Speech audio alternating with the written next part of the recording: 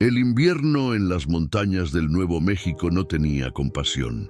La nieve caía en copos densos que pronto se convertían en cuchillos al contacto con la piel, y el viento azotaba con el mismo rigor con que la guerra deja cicatrices. En medio de ese paisaje blanco y hostil, un caballo exhausto arrastraba sus cascos por un sendero oculto bajo hielo. La joven que lo montaba ya no tenía fuerzas para guiarlo. Sus labios estaban morados, sus ojos apenas podían sostenerse abiertos. Su nombre era Clara Whitmore, hija de colonos que intentaban cruzar el paso antes de que quedara bloqueado. Un asalto en el camino la había separado de los suyos, y desde entonces cada hora había sido un descenso lento hacia la muerte helada.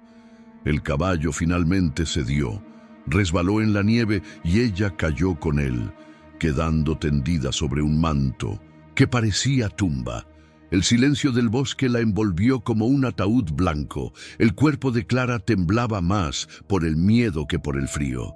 Sus pulmones pedían aire y recibían cuchilladas, y sus dedos, cubiertos por guantes raídos, ya no respondían. Intentó arrastrarse hacia un tronco, creyendo que al menos podría morir recostada, pero el mundo le daba vueltas y sus párpados pesaban como hierro. El veneno del invierno se infiltraba en sus venas con cada segundo. En ese momento, con un último aliento quebrado, murmuró palabras que se perdieron en el viento. «Ayuda, por favor». No esperaba respuesta. Sabía que el eco de la montaña rara vez devuelve compañía, y sin embargo, algo la escuchó. No fue un viajero blanco, ni un soldado, ni un mercenario. Fue un hombre que caminaba solo, su silueta oscura abriéndose paso entre la tormenta. Era Takoda, apache chiricahua, endurecido por años de guerra contra soldados y rancheros. Sus pasos no eran torpes en la nieve. Cada huella estaba calculada. Para ahorrar energía, cada movimiento era medido como si la tierra misma le prestara permiso para cruzarla. Su rostro, curtido por cicatrices, estaba cubierto parcialmente por un abrigo de pieles que había conquistado en batallas pasadas. Al ver a Clara en el suelo, primero dudó. Sabía que ayudar a una mujer blanca podía ser sentencia de muerte. Los suyos lo juzgarían como traidor, los soldados lo perseguirían como secuestrador. Pero algo en su mirada le recordó la fragilidad de su propia hija perdida, una vida arrancada por la violencia. Bajó la lanza, se inclinó y comprobó el pulso en el cuello de la joven. Estaba débil, pero todavía estaba allí.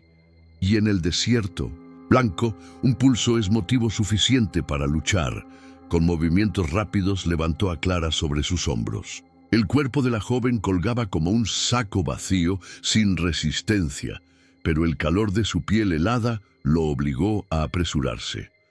Buscó refugio entre pinos torcidos hasta encontrar la boca de una cueva semienterrada en nieve. Allí encendió un fuego pequeño, apenas una chispa protegida por piedras, suficiente para mantenerla viva sin atraer enemigos. Mientras el humo se mezclaba con el aire helado, Takoda observó sus labios temblar con un susurro incomprensible. No eran palabras para él, pero reconoció el tono. Súplica, miedo, esperanza en ruinas. Se acercó, le colocó pieles sobre el cuerpo y murmuró en su lengua: «Respira, mujer. El frío no se lleva a los que tienen voluntad de quedarse».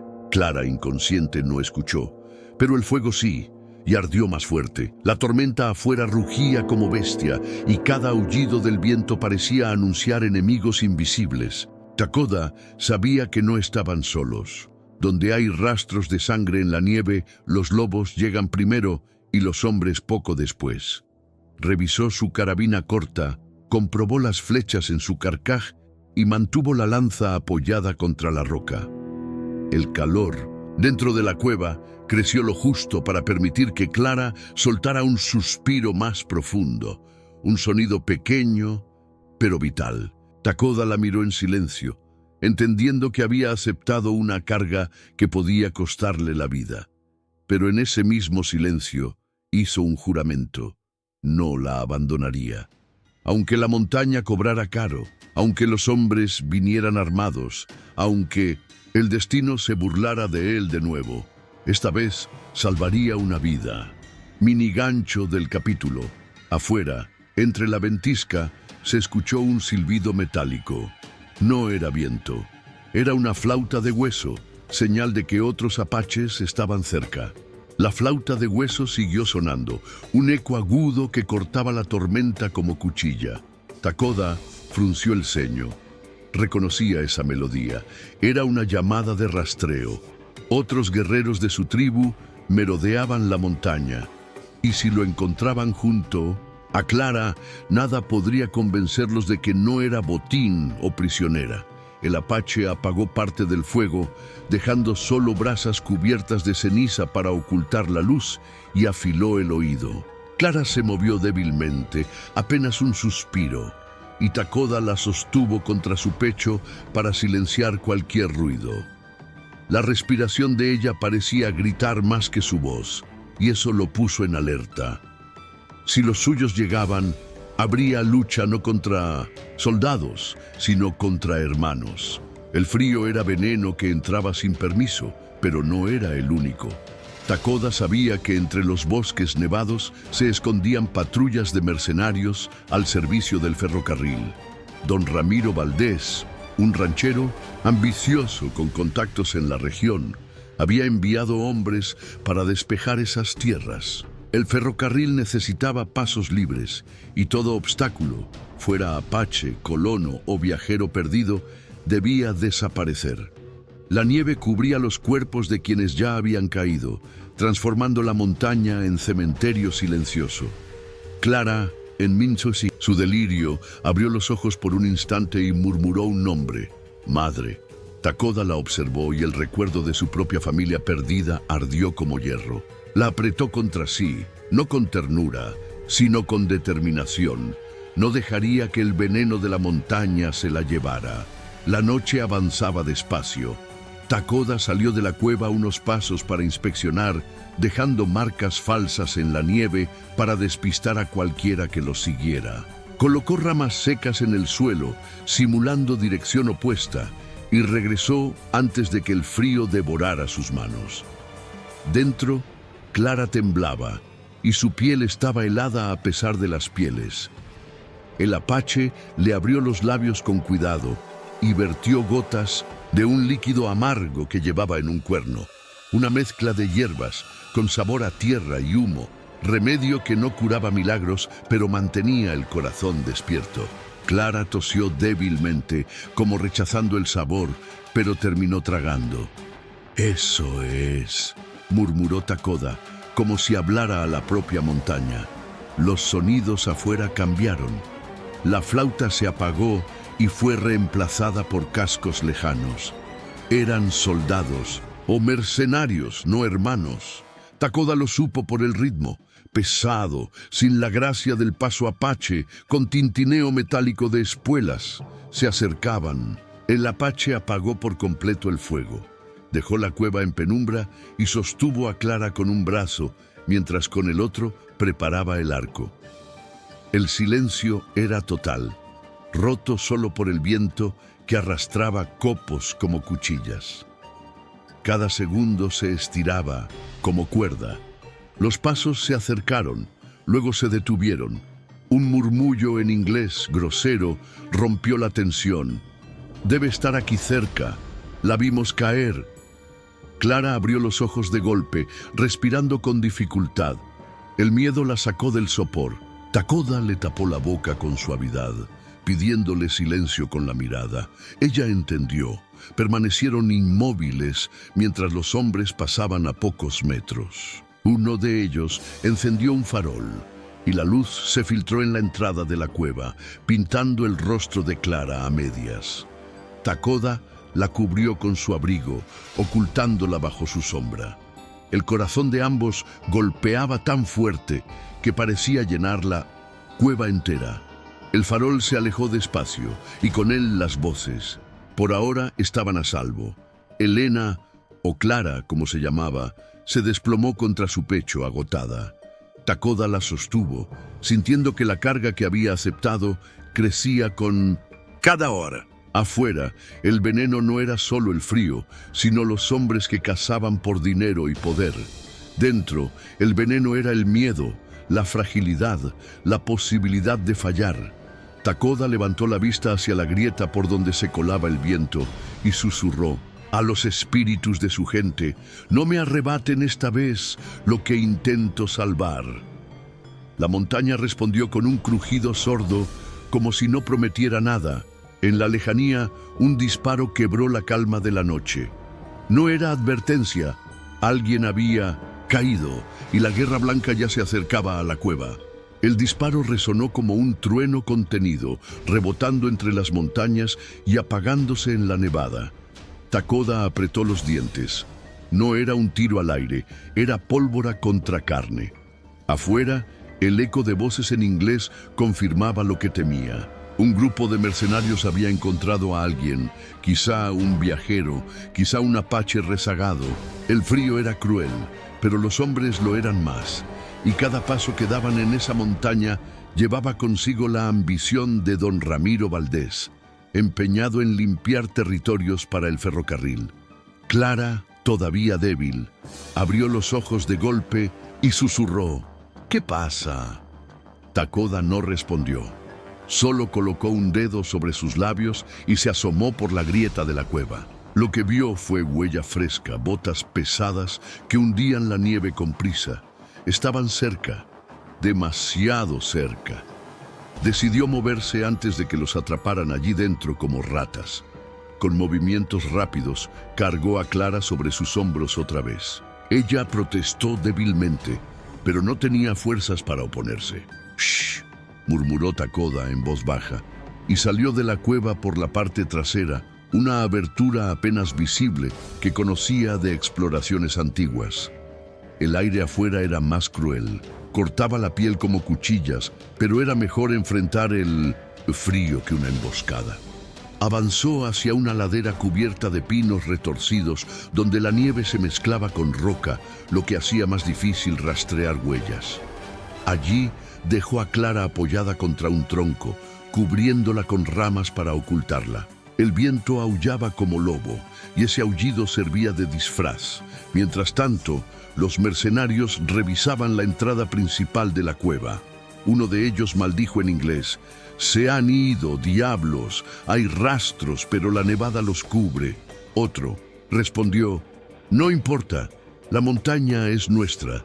Nadie baja vivo de aquí sin permiso».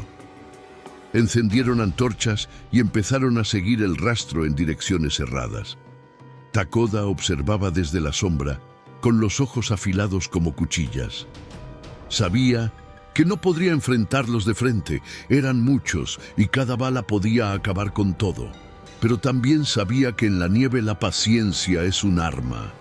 Decidió esperar, dejar que se adelantaran y después moverse en sentido contrario. Clara lo miró con miedo y confianza mezclados, como quien deposita la vida en manos ajenas sin tener otra opción. La noche volvió a engullirlos. Avanzaron despacio, cada paso medido para no dejar marca clara. Clara, aunque agotada, intentaba colaborar, apoyando su peso cuando podía. En un momento cayó de rodillas y Takoda se detuvo, inclinándose junto a ella. «No puedo más», murmuró, con voz quebrada. El apache le sostuvo el rostro con mano firme y le dijo en castellano duro: «Puedes. El frío mata más a los que se rinden que a los que caminan». La levantó, la abrazó contra su pecho y siguieron. La nieve se convirtió en enemiga íntima, pero también en cómplice. Cubría sus huellas a cada minuto, borrando el camino como si la montaña quisiera protegerlos. Horas después, encontraron un claro donde la nieve caía más ligera. Takoda decidió detenerse allí y encendió un fuego diminuto, lo justo para calentar una piedra y colocarla bajo el abrigo de Clara. Ella suspiró con alivio, como si esa chispa le devolviera un pedazo de alma. El apache aprovechó para revisar la herida en su hombro. No había bala, pero el frío había quemado la piel. Preparó un ungüento con hierbas secas que llevaba en una bolsa de cuero y lo aplicó con cuidado. Clara lo miró, sus ojos aún velados por fiebre, y murmuró: «¿Por qué me ayudas?». Takoda no respondió de inmediato. Después dijo: «Porque ya perdí una vez, no perderé otra». El silencio del bosque volvió a llenarse de ruido extraño. No eran cascos ni botas, era el rugido sordo de la montaña misma. Takoda levantó la vista y vio cómo la nieve se desprendía de lo alto, acumulándose en una luz que empezaba a descender. El rugido creció, envolviendo todo. Tomó a Clara en brazos y corrió hacia el bosque, buscando cobertura entre los árboles. La nieve los alcanzó en segundos, tragando senderos, cubriendo rastros, arrasando con todo lo que estaba en campo abierto. Se refugiaron tras un tronco caído, la avalancha pasó rugiendo como río blanco, y cuando terminó, el mundo había cambiado. El camino de regreso ya no existía. Entre el silencio que quedó después de la luz, un lobo aulló. No estaba solo, y Takoda supo que no eran lobos lo que debía temer. El alud había borrado las huellas de todos, suyas y de los mercenarios. Era ventaja y condena al mismo tiempo, porque ahora estaban en territorio ciego, sin rastro claro para guiar ni para advertir. Takoda respiró hondo, agradeciendo que Clara aún estuviera viva en sus brazos. Ella, aunque débil, abrió los ojos lo justo para reconocer que seguía en movimiento. El viento se calmó, pero el frío se volvió más intenso, como si la montaña quisiera cobrarles el precio del respiro. Se internaron en un bosque de pinos altos, donde la nieve se acumulaba en ramas que crujían con cada ráfaga. Allí el mundo olía distinto: resina, madera húmeda y un rastro leve de humo. Takoda se detuvo. Humo significaba hombres. Avanzó con cautela hasta encontrar una fogata apagada. Las huellas alrededor eran frescas: botas grandes, cascos de caballo, latas de comida vacía. Era un campamento improvisado, y por las marcas había sido ocupado por hombres blancos. Takoda apretó la mandíbula. Era señal de que Valdés y su gente habían llegado más lejos de lo que esperaba. Se preguntó cuánto tardarían en traer maquinaria, trenes, pólvora suficiente para arrasar las montañas. Clara, medio consciente, apoyó su cabeza contra su pecho y murmuró: «Ferrocarril», como si recordara algo escuchado antes. El apache la observó con seriedad, comprendiendo que esa mujer podía ser llave de secretos importantes. Decidió moverse hacia el norte, donde el bosque se hacía más denso. Allí encontró un arroyo helado, apenas un hilo de agua que sobrevivía bajo el hielo. Rompió la capa dura con su cuchillo y dejó que Clara bebiera unas gotas. Ella tosió, pero el agua devolvió algo de color a sus mejillas. Takoda bebió, después, en silencio, mirando su reflejo distorsionado en el hielo, un hombre marcado por pérdidas, cargando a alguien que jamás habría imaginado proteger. Por un instante, se preguntó si estaba condenado a repetir el dolor de antes, si la montaña terminaría robándole también a Clara. Cerró los ojos y espantó el pensamiento: no, esta vez no. Mientras descansaban, el bosque se llenó de crujidos, ramas quebrándose, nieve cayendo en exceso y después el sonido inconfundible de pasos humanos. Takoda reaccionó de inmediato, cubrió a Clara con ramas de pino, ocultándola, y se camufló detrás de un tronco con el arco en mano. 3 hombres aparecieron entre los árboles, con rifles al hombro y sombreros cubiertos de escarcha. Hablaban en inglés, quejándose del frío y maldiciendo a don Ramiro por enviarlos allí. «Ese viejo quiere toda la montaña, aunque nos congelemos en ella», dijo uno.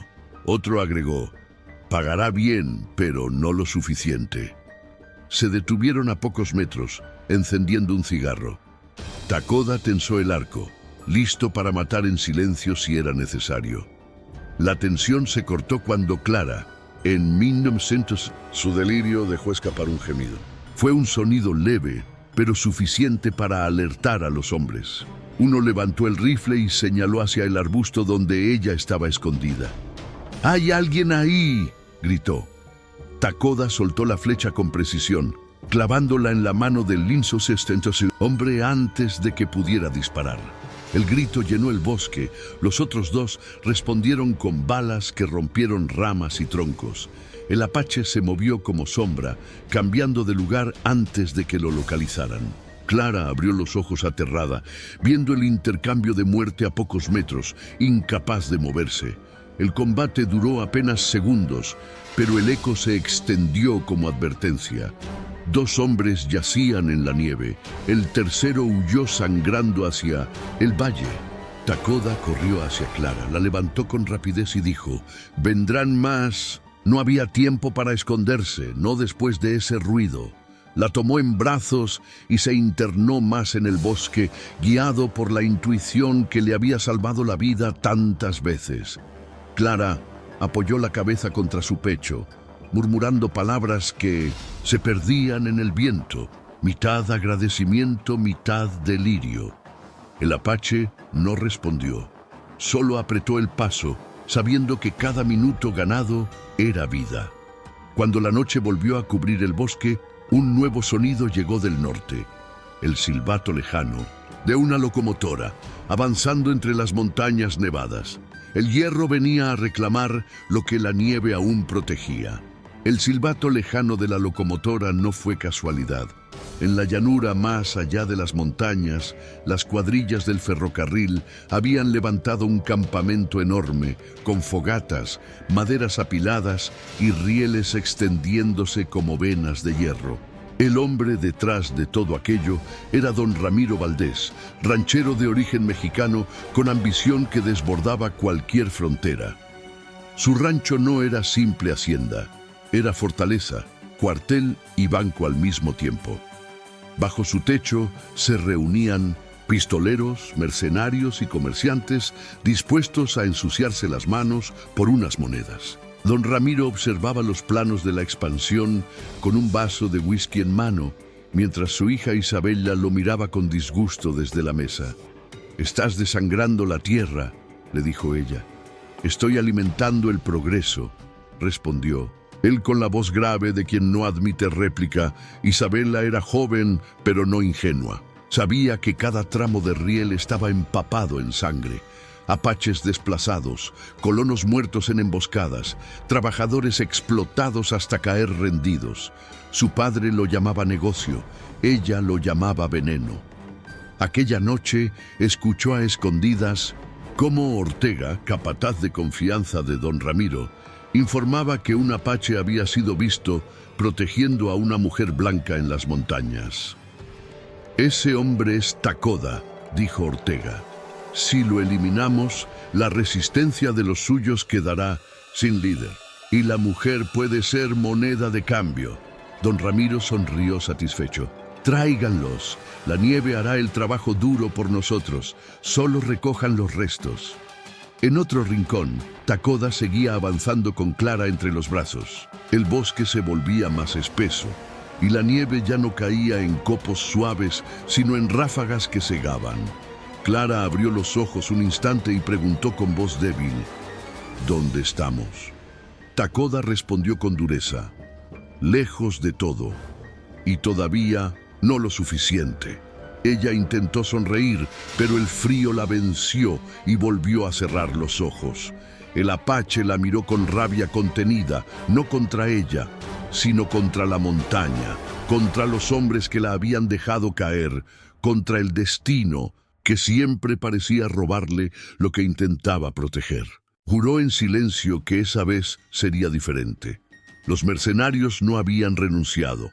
El hombre que escapó herido en el bosque llegó tambaleando al campamento y contó lo que había visto.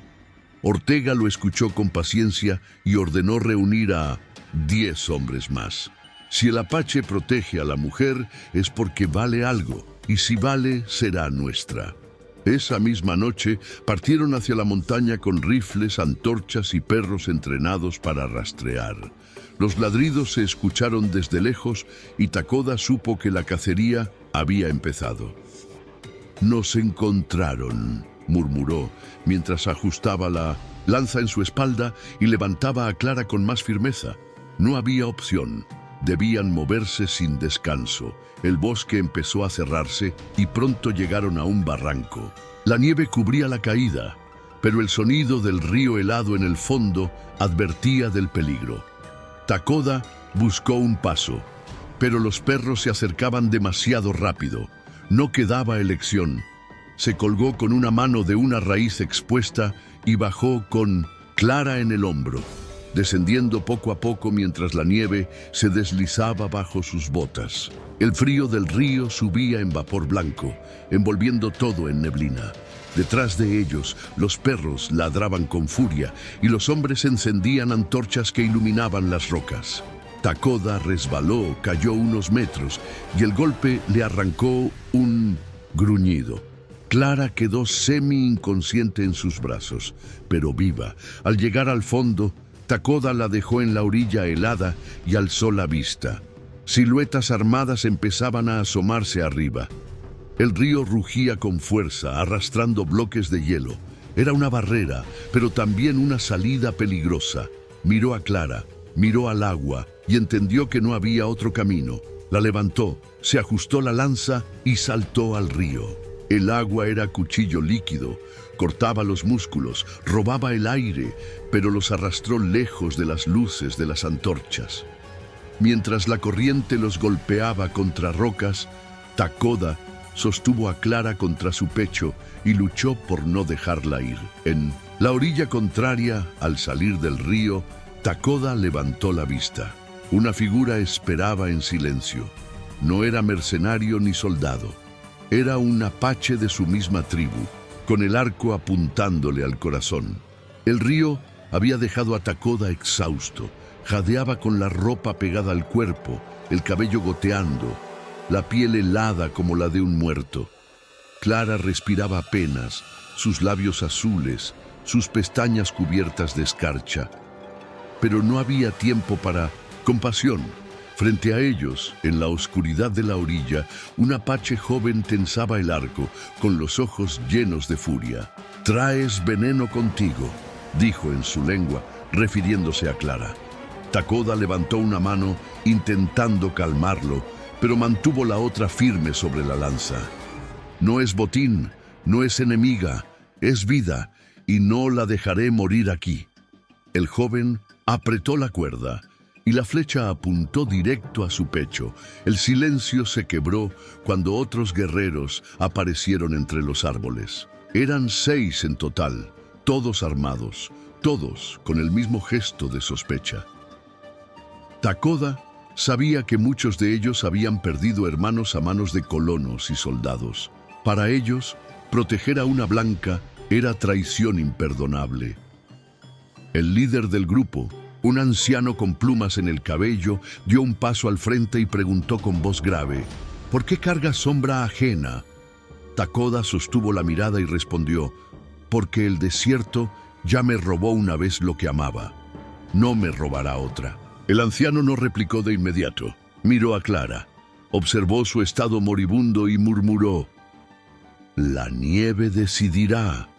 Los guerreros discutieron entre ellos en voz baja. Algunos pedían dejar que muriera, otros sugerían entregarla a los mercenarios a cambio de armas. Takoda escuchó, con rabia contenida, hasta que levantó la voz: «¡No! Si ella muere, no habrá diferencia entre nosotros y los perros de Valdés. Si ella vive, demostramos que no somos sombras, sino hombres». El silencio volvió, pesado, incómodo. Clara tosió débilmente y ese sonido bastó para inclinar la decisión. El anciano levantó la mano y dijo: «Por una noche, nada más. Si vive al amanecer, será por voluntad de la montaña». Los llevaron a un campamento oculto entre pinos, donde hogueras pequeñas luchaban contra la nieve. Allí, mujeres apaches ofrecieron hierbas calientes para Clara y pieles secas para Takoda. La tensión no se disipó. Los hombres lo miraban como si hubiera traído peste al refugio. Takoda lo aceptó con frialdad. Prefería su desprecio a dejarla morir sola en la nieve. Se sentó junto al fuego, secando su lanza, mientras Clara, inconsciente, respiraba más firme gracias al calor. En su pecho, la lucha seguía. Había condenado a su gente por salvarla. En otra parte, Ortega recibía noticias del fracaso de sus hombres en el bosque. Don Ramiro golpeó la mesa con furia, acusando incompetencia. «Quiero a esa mujer, quiero al apache, y si tengo que incendiar la montaña entera, lo haré», gruñó. Isabela lo miraba desde la sombra, horrorizada. Esa misma noche, escribió en su diario: «Mi padre ha vendido su alma, y temo que la montaña lo devuelva en cenizas». Guardó esas palabras como testimonio, sabiendo que algún día serían prueba contra él. De vuelta en el campamento, Takoda no lograba dormir. Afuera, la nevada cubría cada huella, cada fogata. Escuchó pasos acercarse y se tensó, listo para pelear. Pero era el anciano, que se sentó frente a él y lo miró largo rato. «Cargas demasiado sobre tus hombros», dijo. «Quizás la nieve la salve, o quizás te arrastre a ti también». Takoda no respondió. Solo apretó la lanza y miró las brasas apagarse poco a poco. Cuando el amanecer empezó a clarear, Clara abrió los ojos de golpe y murmuró con voz ronca: «Vienen. Están aquí». Antes de que pudiera explicar, un cuerno de guerra sonó entre los árboles. El cuerno de guerra retumbó entre los árboles, un sonido grave que no pertenecía a los apaches.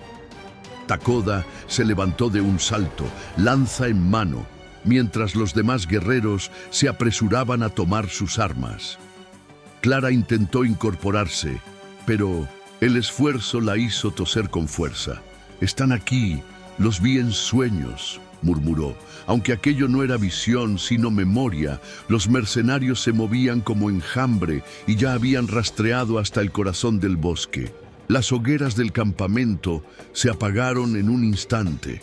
Los niños fueron escondidos bajo pieles y los ancianos alzaron sus voces en cantos que pedían protección a la montaña.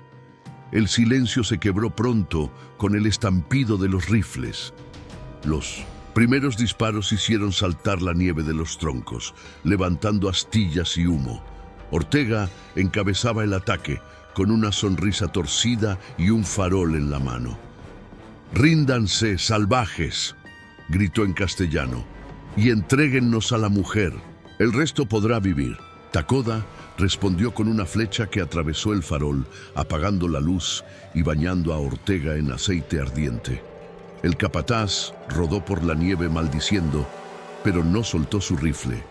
El campamento se convirtió en caos. Mujeres arrastraban a los niños hacia la espesura, guerreros lanzaban gritos de guerra y los mercenarios descargaban plomo sin piedad. La nieve blanca pronto se tiñó de rojo. Takoda cubrió a Clara con su cuerpo, llevándola hacia un refugio improvisado detrás de una roca. «No me dejes aquí», suplicó ella con voz débil, y él respondió: «Si caigo, corre hacia el río. Si vivo, corre conmigo». Sus palabras eran promesa y condena al mismo tiempo. La joven asintió, sabiendo que no tenía elección. El apache se levantó entonces, disparando flechas rápidas que alcanzaron a 2 hombres. Pero eran demasiados, y cada bala que silbaba cerca parecía reclamar su nombre. La montaña rugía con pólvora y gritos. El anciano del campamento alzó su tambor, golpeándolo con fuerza, como si cada latido pudiera empujar a los suyos a resistir un poco más. Ese sonido se mezcló con la tormenta de nieve, creando un eco que desorientaba a los mercenarios. Ortega maldijo, ordenando que prendieran fuego a los árboles. Llamas pequeñas empezaron a trepar por las ramas secas, iluminando el bosque con un resplandor siniestro. Clara Desde su escondite sintió que el aire se llenaba de humo y ceniza.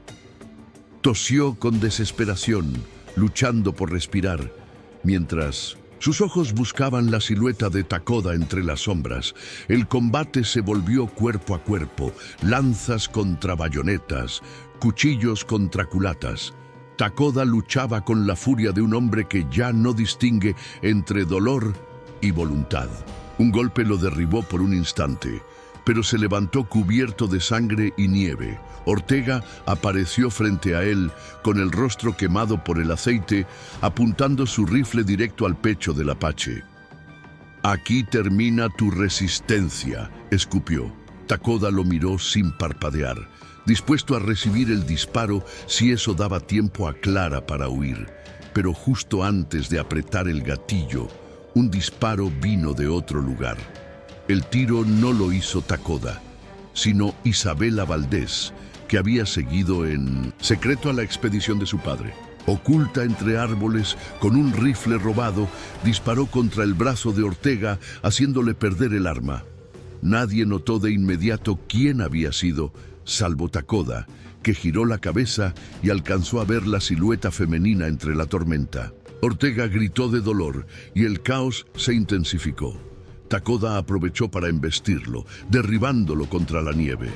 El capataz rodó, maldiciendo, jurando que acabaría con todos ellos, pero se perdió entre humo y ramas. El bosque entero ardía, en llamas pequeñas. Humo negro subía al cielo blanco y el sonido de más caballos anunciaba refuerzos enemigos.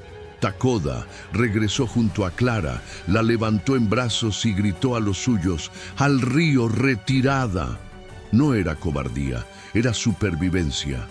El anciano asintió con gesto grave y la gente comenzó a moverse hacia el sur. El fuego los perseguía, las balas los alcanzaban, pero seguían corriendo. En el último instante, Clara abrió los ojos y murmuró con terror: «Takoda, tu espalda, sangras demasiado». El apache miró y vio la mancha roja expandirse bajo su abrigo. Takoda apenas sintió el impacto al principio. El calor de la sangre lo engañaba en medio del frío, pero Clara lo había visto. La bala lo había alcanzado en el costado. Cada paso que daba era más pesado y aún así no dejó de cargarla. Sus piernas eran hierro forzado. Sus pulmones rugían como fragua, pero su voluntad era más fuerte que el dolor. Los guerreros que sobrevivían abrían paso entre la nieve, intentando cubrir la retirada, mientras los mercenarios disparaban desde lejos. El río era su única salida, y lo alcanzaron cuando la noche ya se había cerrado como una tumba helada. El agua rugía con fuerza, arrastrando bloques de hielo más grandes que hombres. Cruzar lo herido era suicidio, pero quedarse era peor. Takoda miró a Clara y ella lo miró de vuelta con lágrimas congelándose en sus pestañas. «No me dejes aquí, por favor», susurró. Él negó con la cabeza y respondió con voz áspera: «No vine a dejarte, vine a sacarte». La colocó sobre una balsa improvisada con troncos amarrados que los apaches habían escondido allí como ruta de escape. Con un empujón, ambos se lanzaron al río. La corriente los devoró de inmediato, girándolos, hundiéndolos, arrancándoles la respiración. Takoda, sangrando, luchaba por mantenerse a flote mientras sostenía a Clara contra su pecho. La corriente los arrastró hasta un recodo donde el agua golpeaba contra rocas. La balsa se rompió en pedazos, lanzándolos al agua helada. Clara gritó, pero el sonido se perdió en el rugido. Takoda emergió con un gruñido, alcanzándola con un brazo, mientras con el otro luchaba contra el agua. El dolor en su costado lo hacía jadear, pero no soltó a la joven. El frío era veneno líquido que entumecía sus músculos y le robaba la fuerza, pero su juramento ardía más que la herida. Con esfuerzo brutal, logró aferrarse a una rama caída y trepar a la orilla, arrastrando a Clara con él. Ambos quedaron tendidos sobre la nieve, temblando, jadeando, vivos de milagro. El silencio que siguió fue interrumpido por pasos en la orilla contraria. Eran hombres de Ortega, con antorchas, que los habían seguido hasta el río. Uno de ellos señaló con el rifle y gritó: «¡Allí están!». Las balas cruzaron el agua, silbando cerca. Takoda se levantó tambaleante, tomó a Clara de la mano y la arrastró hacia un barranco cubierto de nieve. Se ocultaron tras las rocas, el corazón golpeando en los oídos. Clara lo miró y dijo: «Estás perdiendo demasiada sangre. Si no, te detienes, morirás». Takoda gruñó, limpiando con la mano la herida. «Moriré si me detengo, viviré si sigo». En la cima del barranco, Isabela apareció de nuevo. Había seguido su huida en silencio, con el rostro cubierto por un manto para no ser reconocida. Sus ojos se cruzaron con los de Clara, y en ese instante ambas comprendieron que no eran enemigas, sino piezas distintas atrapadas en la misma guerra. Isabela extendió una mano con un pequeño frasco de vidrio. «Tómenlo, es veneno, pero en dosis pequeñas detiene la fiebre y el dolor». Takoda la miró con sospecha, pero Clara asintió. «Confía en ella». No tenían más opción. Tomaron el frasco y con unas gotas lograron calmar la respiración del apache, aunque el precio aún estaba por revelarse. La noche terminó en silencio, con el grupo reducido de apaches acampando en cuevas cercanas. Takoda descansaba apoyado en una roca, la herida cubierta con vendas improvisadas, mientras Clara permanecía a su lado sin dejarlo solo. Isabela se quedó a distancia, observando la lumbre, sabiendo que había cruzado una línea contra su propio padre. El viento soplaba fuerte, como recordándoles que la montaña no perdona debilidades. Clara tomó la mano de Takoda y susurró: «Todavía respiras, eso basta». Él cerró los ojos, dejándose llevar un instante por la paz frágil de sus palabras. Desde lejos, un silbato metálico volvió a escucharse. La locomotora seguía avanzando, y esta vez no venía sola. Venía escoltada por un pelotón de soldados del ejército. El amanecer llegó como un vidrio opaco, sin brillo, con una luz que no calentaba nada y hacía parecer la nieve más hostil que nunca. Desde el norte, el silbato de la locomotora se convirtió en un rugido sostenido, un animal de hierro abriéndose camino entre gargantas nevadas, escoltado por un pelotón que avanzaba con disciplina rígida y respiraciones que se convertían en humo. Takoda, con el costado vendado y la fuerza convertida en voluntad pura, observó desde un promontorio entre pinos, midiendo distancias, midiendo el tiempo que le quedaba al cuerpo antes de fallar. Clara, envuelta en pieles y con la fiebre domada, a medias por el brebaje de Isabela, temblaba menos, pero su mirada conservaba ese brillo frágil de quien ha tocado la puerta del otro lado. Debajo, la vía todavía no era vía del todo. Tramos de riel sueltos, caballetes de madera, hombres colocando pernos con manos entumecidas. Y rodeándolos, mercenarios de Ortega que se confundían con soldados como si la autoridad fuera un abrigo que cualquiera pudiera ponerse. Ortega apareció a caballo, la cara aún marcada por la quemadura del aceite, la rabia volviéndole la sonrisa una cuchilla. Detrás, una carreta con barriles y cajas marcadas con el sello del Rancho Valdés dejó claro quién pagaba esa expedición. Entre los uniformes se distinguía a un oficial de mandíbula apretada y mirada fría, más preocupado por mantener la línea que por entender la tierra que pisaba. Isabela, cubierta por un manto oscuro, cabalgaba aparte, sin insignias, guardando el rostro entre pliegues. Cada paso que daba hacia ese paso montañoso era una traición más a su apellido y una deuda más con su conciencia.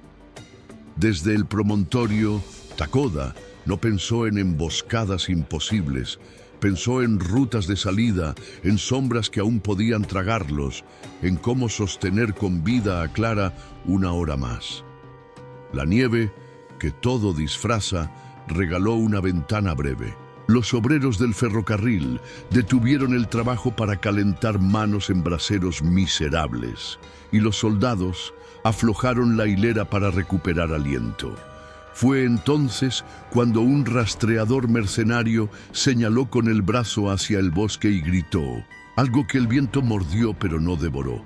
Allí, las cabezas giraron, los rifles subieron y el orden se volvió hambre.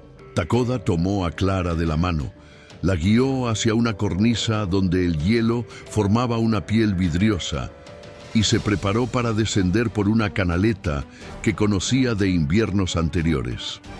La sangre en su costado parecía latir con un reloj propio, midiendo la prisa mejor que cualquier tambor. Clara respiró hondo, como si tragara nieve para hacerse más pesada, y susurró, «No me sueltes, no te suelto», dijo él, y el mundo se convirtió en palmas contra roca y nieve contra cuero.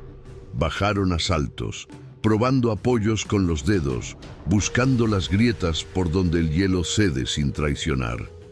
Un disparo reventó la corteza de Mindonesinta, un pino azulado, cubriéndolos de astillas. Otro pegó contra la roca y dejó un brillo breve como una blasfemia. Takoda no respondió a tiros, eligió la ley del relieve.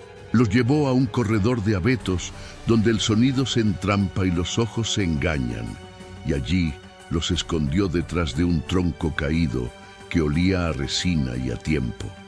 La respiración de Clara recuperó la cadencia. La del apache volvió a ser un serrucho trabajoso, y por un minuto existió la ilusión de que el bosque los protegía de veras. Fue ilusión. Ortega, atento a la lógica de los escondites, ordenó a 2 hombres que bajaran por el costado y a otros 2 que cerraran el paso por arriba. La pinza estaba en marcha, la montaña muda. Entonces la guerra cambió de idioma sin avisar. Un soldado joven, apenas barba, resbaló en la cornisa y colgó de una raíz. No era enemigo ni amigo, era un muchacho a punto de convertirse en historia corta. Los mercenarios se rieron, nadie bajó a ayudarlo. Los obreros miraron sus manos. El oficial gritó órdenes que el viento dispersó. Takoda se quedó inmóvil un segundo, que duró demasiado, y luego dejó a Clara sacudiendo la cabeza y se lanzó hacia el borde. La cornisa crujió bajo su peso.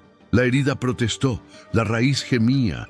Aún así, alcanzó la muñeca del muchacho y tiró con un gruñido que le dolió como si le arrancaran la bala del costado. Lo subió a la cornisa y lo empujó hacia la nieve firme. El joven lo miró con un horror que ya no era odio, era desconcierto puro. Ortega lo vio y escupió una risa de metal. «¡Mírenlo! ¡El salvaje con corazón! ¡Qué útil!» Y disparó hacia los 2. La bala pasó entre hombros y humo. No encontró carne. El azar, por una vez, se inclinó hacia el lado menos sucio. El joven soldado rodó hacia arriba y en su rostro germinó algo parecido a vergüenza. «¡Bajen las armas!», gritó, de golpe rompiendo el propio lugar en la jerarquía, y el oficial lo fulminó con la mirada. Fue un segundo extraño, una grieta en la disciplina, y por esa grieta se filtraron decisiones nuevas. 2 soldados bajaron los rifles por reflejo humano. 3 mercenarios cargaron culatas con más rabia, y el bosque, harto de tanta torpeza, dejó caer un manto de nieve desde una rama pesada. No fue avalancha, fue advertencia. Un susurro blanco que cubrió cascos, apagó faroles y dejó al aire oler a hierro frío y miedo caliente. Isabela aprovechó el caos para espolear a su caballo y avanzar hacia la ladera donde intuía a Takoda. No lo vio, pero vio su rastro, sangre, huella, voluntad. Clara, temblando, tomó una decisión más grande que su cuerpo. Se separó del tronco, se arrastró hacia un claro de hielo para hacerse ver, levantó el brazo como bandera de tregua y gritó con una voz que ni ella sabía que tenía.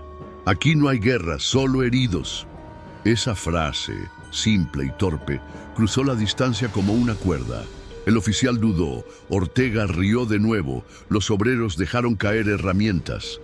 En el mismo instante, un mercenario disparó sin orden y el plomo se llevó el sombrero de Clara como si le arrancara el pasado. Takoda surgió de la sombra con la lanza en la mano, la arrojó con un giro que su costado maldijo y el mercenario cayó en la nieve como un árbol mal talado. La tregua murió antes de nacer. Los rifles hablaron a coro, el bosque devolvió ecos y la montaña, soberana, empezó a refunfuñar desde arriba con un crujido largo. Ortega, que conoce la música de la catástrofe, pero siempre llega tarde, no miró hacia arriba.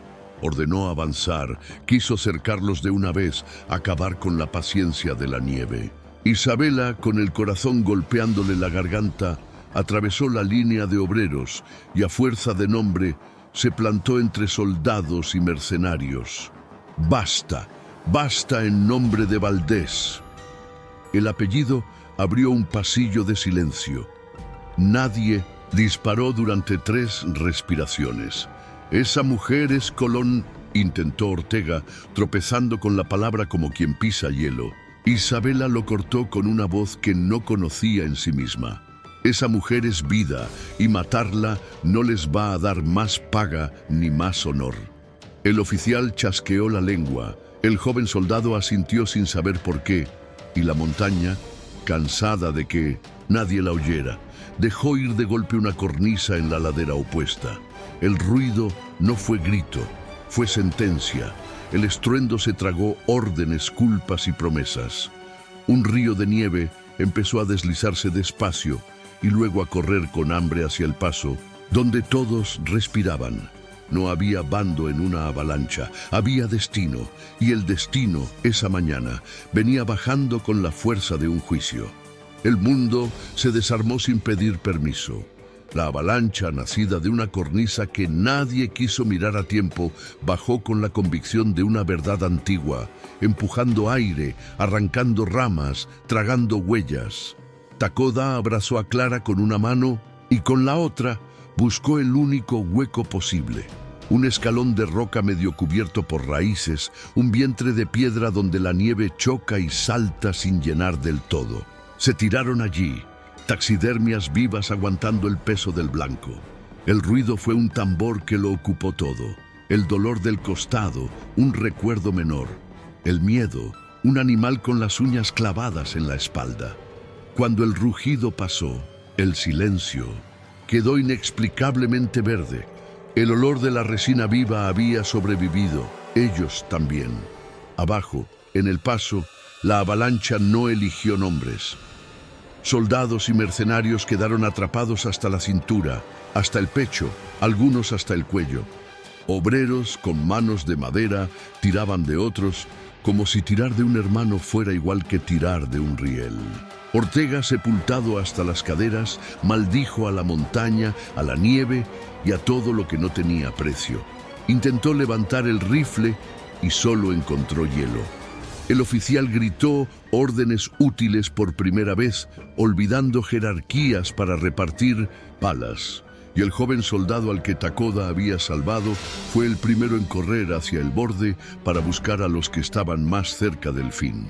Isabela bajó de su caballo y se arrodilló sobre un cuerpo que aún respiraba. No preguntó de qué lado estaba, le frotó las manos hasta recuperar color. El apellido sirve para mandar.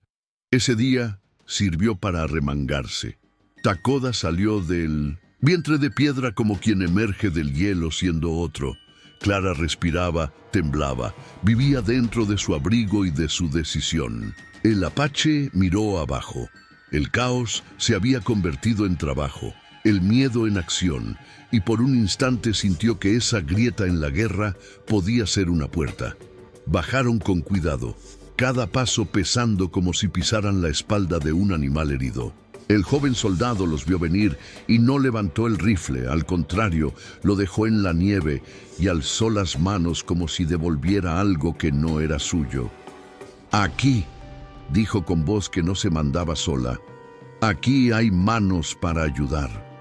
Takoda dudó un palmo de respiración y después asintió. Ayudaron a sacar a un obrero, luego a un mercenario que lloraba de frío, después a un anciano apache que había quedado semienterrado cuesta arriba. Ese rato nadie cobró cuentas viejas. Ortega, que observa oportunidades incluso dentro de un entierro, esperó a que el silencio se llenara de cansancio y entonces sacó una pistola corta que había escondido en la bota. No apuntó a Takoda, apuntó a Clara. En el brillo sucio de sus ojos cabían todas las derrotas que no estaba dispuesto a aceptar. Si no puedo con el salvaje, me llevo su peso, masculló. El gatillo viajó en su dedo como una promesa barata. Isabela lo vio medio segundo antes que nadie. Gritó un ¡no!, que se quebró en la garganta y se lanzó. La pistola escupió fuego. La bala pegó en la piedra y se partió en llovizna de metal. Takoda ya estaba encima. No hubo discurso. Un golpe, un forcejeo, la pistola girando, la nieve como cama sacramental. Ortega se escurrió. Patinó hacia el borde donde la avalancha había afeitado el paso y en su intento por aferrarse a un arbusto joven, este se arrancó de raíz como palabra maldicha.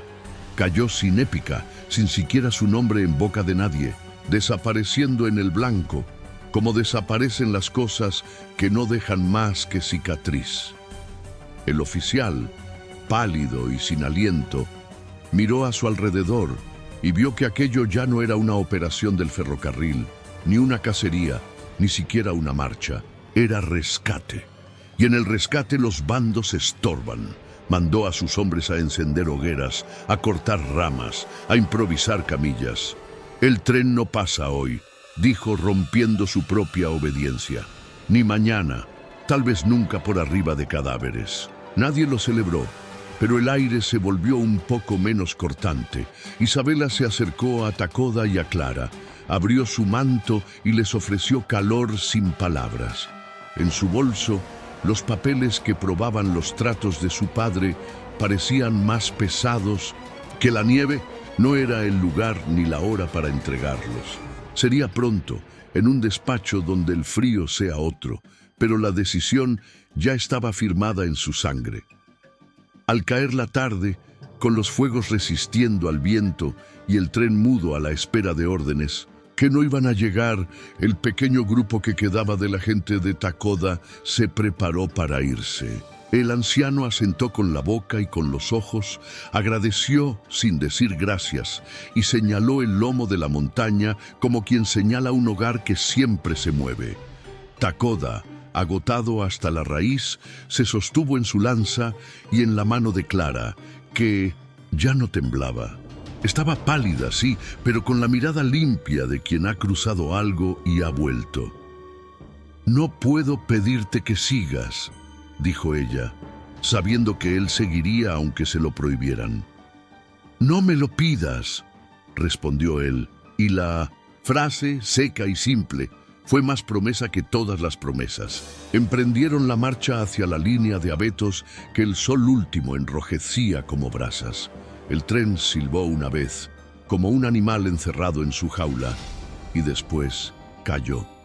Los obreros apagaron braseros, los soldados cargaron a los heridos, y en esa coreografía humilde hubo más civilización que en todos los discursos del Rancho Valdés. Isabela montó de nuevo, miró el paso, miró a los hombres hundidos hasta las rodillas en la buena decisión y supo que su apellido le pediría cuentas desde esa noche. Las pagaría. No con sangre ajena, sino con un mundo un poco menos sucio. Volvió el rostro hacia el bosque y vio, lejanos, dos puntos moviéndose juntos. Una mujer y un apache pequeñitos en la inmensidad, iguales de tercos que la montaña. Sonrió con tristeza y respeto. Cuando la noche se cerró del todo, la montaña regresó a su idioma preferido, crujidos, suspiros de árboles viejos, estrellas temblando cerca del suelo. Takoda y Clara se detuvieron un instante para oír ese idioma como se oye a un anciano contar una historia que ya se sabe, pero igual se necesita. Todavía respiras, dijo ella, repitiéndose a sí misma para creer en mañana. Todavía caminas, corrigió él, porque en su mundo, vivir y andar se escriben con el mismo hierro. Siguieron la huella de los suyos hacia un valle menos expuesto, hacia una cueva que olía a humo antiguo, hacia una promesa sin papel ni sello. Atrás quedaban el tren, los pernos, los capataces y un apellido con fiebre. Adelante, una nieve menos enemiga, un veneno más débil, una frontera que por una noche decidió no cobrar todo. En el corazón blanco de las montañas, el veneno no fue solo la mordida del frío, sino la ambición que envenena a los hombres. Un apache herido y una mujer al borde se negaron a tragarlo. No detuvieron el hierro ni cambiaron el mapa, pero torcieron el destino lo justo para salvar una vida. Y a veces, en el viejo oeste, ese lo justo es toda la justicia que cabe en un invierno. Si esta historia te acompañó hasta el último fuego, suscríbete para más westerns narrados con verdad. ¿Quieres una segunda parte con el deshielo y el regreso del tren? Comenta Invierno 2. Si algo te tocó, comparte este video con quien ama relatos duros y humanos del viejo oeste.